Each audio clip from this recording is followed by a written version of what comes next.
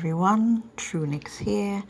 I am the author of The Halfway Tree, a standalone urban fantasy novel based in Trinidad and Tobago and featuring Caribbean folklore. So, to celebrate Caribbean Folklore Month, I will be coloring the folklore characters featured in my book. I will be using the artist's coloring book from Ajumbi Publishing House, which features 30 designs from folklore characters around the Caribbean designed by Marsha McKee. Now, while I'm coloring, I'll be explaining the folk characters, who they are, what I know about them, and the role they play in my story. I am by no means a coloring expert. In fact, I like to color outside the lines sometimes. This is just some fun. So let's start. Hi everybody, so today I'm going to be talking about duendes. Duendes are one of the most well-known folklore characters in the Caribbean. Normally, if somebody says they have heard about Caribbean folklore, the duende is going to be up there as one that they're familiar with. So what is a duende? A duende, or duin, depends on how you want to pronounce it, is a child that died before they were baptized. Now, normally it's a small child, as infant mortality rates were very high back in post-colonial times when the folklore first started. But basically, people believe that if you fail to baptize your child when they were a baby, if they died while still a child, their spirit wouldn't go to heaven. It would just stay here and roam the earth forever, basically. Now, if you're thinking that this kind of sounds like some propaganda from the church, and by the church I mean the church as an institution, so not any one denomination here, I'm referring to all of them. If you're thinking that this was a way for them to get more members by scaring people into joining their congregation in the hopes that if their child died early, which was often the case, that at least their soul would be saved, you would be right. When I researched the history surrounding the law and how it started, that's exactly what it was. But I think the reason why the myth of the duende has survived to this day and is still so popular as it is because there's something about creepy ghost children that just hits an undeniable horror peak. And duendes are exactly that. Very unsettling little things.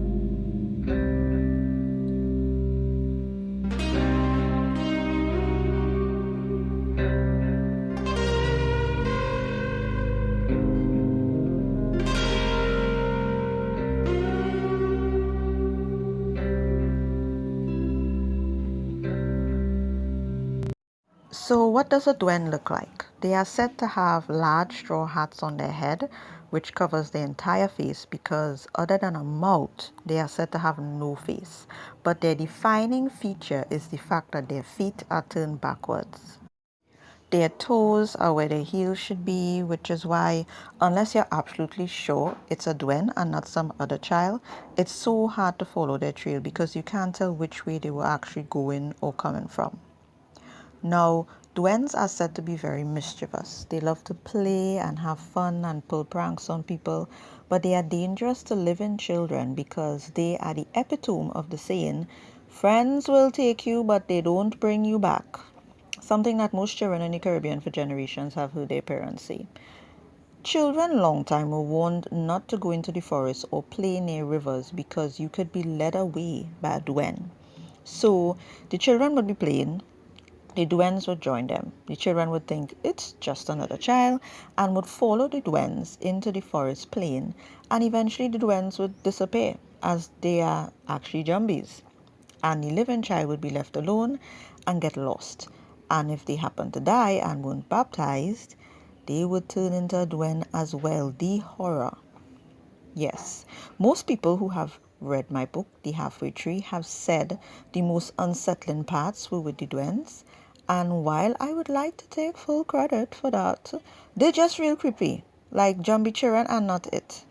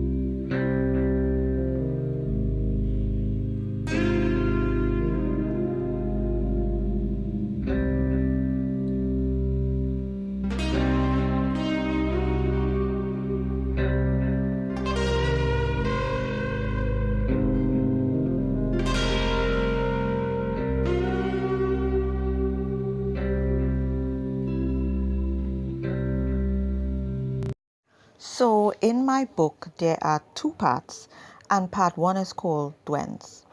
The main character, Cherise, goes through the realization that she's seeing these children that no one else can. She even interacts with one and is left terrified. I do include the idea of her being christened, unlike the children that were led away by the Dwen, because I wanted to stay true to the law and what it was. But in the book, it also translates into her not being influenced by them. Like she can see them for what they really are. She can tell right away that this isn't a normal child. They aren't able to fool her. And they really are a focal point for her where building her courage is concerned because she thinks if I can face them, I can do this other big thing, which I can't say because that would be a spoiler. So I think that's all I can say about how Dwens are involved without giving the story away. These are the color pencils I used this session. It's a few, but I enjoyed coloring this one. The picture had enough going on without having too much going on, you know. But that was the Dwen. If you would like to color with me, I think there'll be a link to the artist coloring book below in the description. Or if you are in Trinidad and Tobago, you can contact the designer for copies directly. She might have copies in stock, and you can get my book, The Halfway Tree. There will also be a link to purchase it down in the description. And I hope you continue to join me in this series during October, where I continue to tell you about the Caribbean folklore characters featured in my book for Caribbean Folklore Month.